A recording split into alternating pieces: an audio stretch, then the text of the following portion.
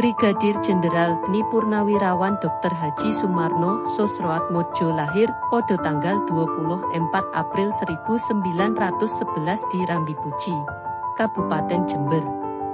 Sumarno Sosroatmodjo kakek musisi terkenal Bim Bim Slank yang memiliki keterikatan darah dengan Jember melalui garis keturunan ayahnya yang merupakan warga Rambipuji, Jember, Jawa Timur.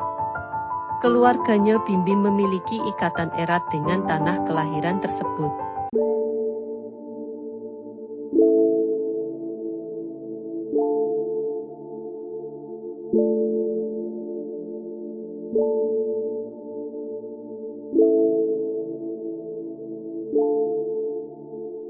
Meskipun Kabupaten Jember terkenal sebagai sebuah kabupaten kecil yang sedang berkembang, tak banyak yang tahu bahwa daerah ini memiliki peran penting dalam sejarah Indonesia dan menjadi tanah kelahiran beberapa tokoh ternama, termasuk Sumarno Sosroatmodjo. Sumarno Sosroatmodjo kakek musisi terkenal Bim Bim Slank yang memiliki keterikatan darah dengan Jember melalui garis keturunan ayahnya yang merupakan warga Rambipuji, Jember, Jawa Timur.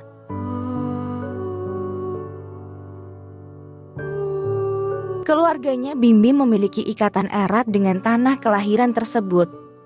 Namanya kakek Bim Bim Slank mungkin kurang dikenal secara luas di Kabupaten Jember, namun Sumarno Sosroatmodjo adalah seorang tokoh yang memiliki peran penting dalam sejarah Indonesia. Pada masa hidupnya, Sumarno Sosroatmodjo menekuni berbagai profesi. Ia adalah seorang tentara, dokter, dan politisi berkebangsaan Indonesia. Sebagai seorang tentara, ia pernah menjabat sebagai Gubernur DKI Jakarta dalam 2 periode, yaitu dari tahun 1960 hingga 1964 dan dari tahun 1965 hingga 1966. Selama masa jabatannya sebagai Gubernur DKI Jakarta, Sumarno dihadapkan dengan berbagai tantangan. Salah satunya adalah masalah produksi sampah yang berlebihan. Pada tahun 1964, Jakarta dilanda masalah sampah yang mengkhawatirkan. Sumarno Sosroatmodjo, yang kemudian dikenal sebagai Gubernur Sampah, berusaha keras untuk mengurangi produksi sampah dengan berbagai cara. Sumarno menyadari bahwa masalah sampah di Jakarta tidak hanya disebabkan oleh kurangnya sarana pengangkut sampah, tetapi juga karena pandangan dan kebiasaan warga terhadap sampah. Ia meyakini bahwa warga harus mengatur diri sendiri dalam hal pengelolaan sampah. Untuk itu, Sumarno berusaha mendidik masyarakat agar memiliki kesadaran tentang pentingnya pengelolaan sampah, keindahan, dan kebersihan kota. Ia melibatkan setiap rumah tangga dalam pengelolaan sampahnya sendiri dan mendorong penggunaan wadah sampah yang telah disediakan. Sumarno memandang kota sebagai sebuah rumah tangga yang harus diatur dengan baik oleh setiap anggotanya. Konsep ini, jika diterapkan secara luas, diharapkan dapat menciptakan kesadaran kolektif tentang pentingnya kebersihan dan pengelolaan sampah di seluruh kota.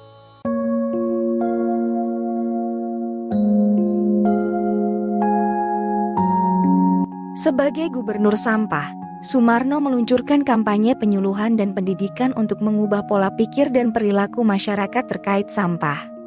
Ia menggunakan slogan Jakarta Bersih sebagai simbol perubahan dan semangat untuk menjaga kebersihan kota. Selama masa jabatannya, Sumarno juga meningkatkan sistem pengangkutan sampah secara teratur dan efisien. Upaya Sumarno dalam mengatasi masalah sampah di Jakarta mendapat apresiasi dari masyarakat. Langkah-langkahnya membentuk dasar yang kuat untuk upaya pengelolaan sampah yang lebih baik di masa depan. Meskipun belum sepenuhnya berhasil mengubah perilaku masyarakat secara menyeluruh, upaya Sumarno telah memberikan dampak positif dan kesadaran akan pentingnya menjaga kebersihan kota.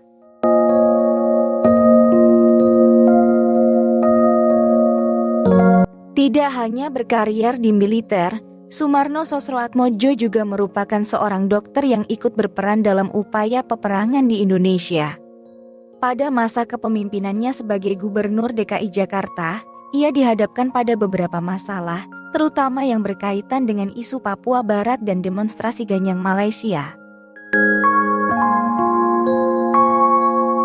Sebelum menjabat sebagai Gubernur DKI Jakarta, Soemarno Sosroatmodjo adalah seorang dokter yang bertugas di sebuah rumah sakit. Sejarawan RZ Hakim menjelaskan bahwa pada tahun 1939, Soemarno Sosroatmodjo menjabat sebagai Direktur Rumah Sakit Hanggulan Sinta. Namun, perjalanannya sebagai dokter terhenti ketika pecahnya Perang Asia Timur Raya. Soemarno Sosroatmodjo tertahan di Kuala Kapuas dan tidak dapat kembali ke Jawa. Meskipun begitu, ia tetap memberikan pelayanan medis kepada masyarakat setempat selama berada di sana. Setelah Indonesia merdeka, Soemarno Sosroatmodjo akhirnya berhasil kembali ke Pulau Jawa dengan perahu kecil melalui Madura. Ia menetap di Malang, namun sulit mendapatkan pekerjaan karena runtuhnya Hindia Belanda dan posisinya yang terkait dengan pemerintah kolonial.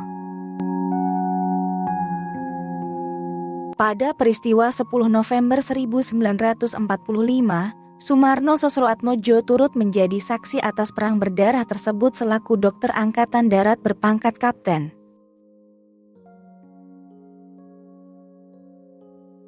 Selama kariernya, Soemarno Sosroatmodjo juga menjabat sebagai Kepala Pendidikan Kesehatan Angkatan Darat di Jakarta pada tahun 1953. Pada saat itu, ia juga mendapat pengakuan dari Presiden pertama Indonesia, Soekarno.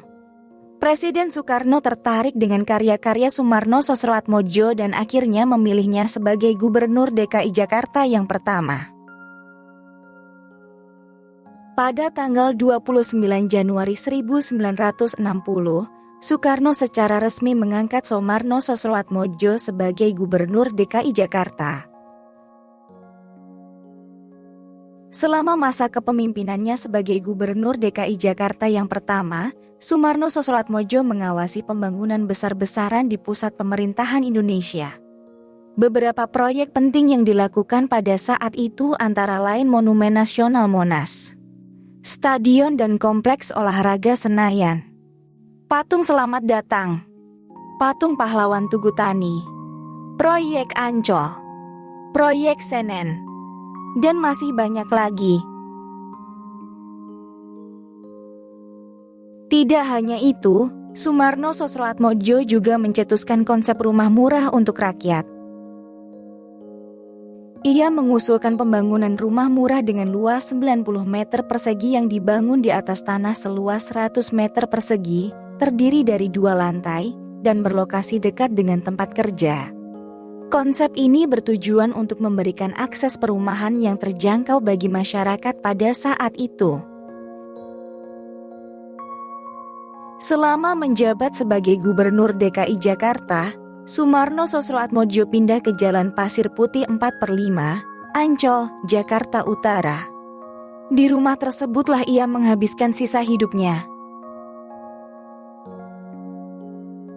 Pada tanggal 9 Januari 1991, Soemarno Sosroatmodjo menghembuskan nafas terakhirnya dan dimakamkan di TPU Karet, Jakarta Pusat. Demikian narasi Jember Coret kali ini membahas riwayat kakek Bim Bim Sleng yang terlahir di Rambi Puji, Jember, di mana warisan kakek Bim Bim tersebut sebagai seorang dokter, tentara, politisi, dan Gubernur DKI Jakarta yang pertama dan harus tetap dikenang oleh publik Jember. Karena kontribusinya dalam bidang kesehatan, pembangunan, dan pemerintahan telah meninggalkan jejak yang penting dalam sejarah Indonesia. Semoga bermanfaat, dan jangan lupa bantu channel ini berkembang dengan subscribe, like, komen, dan share.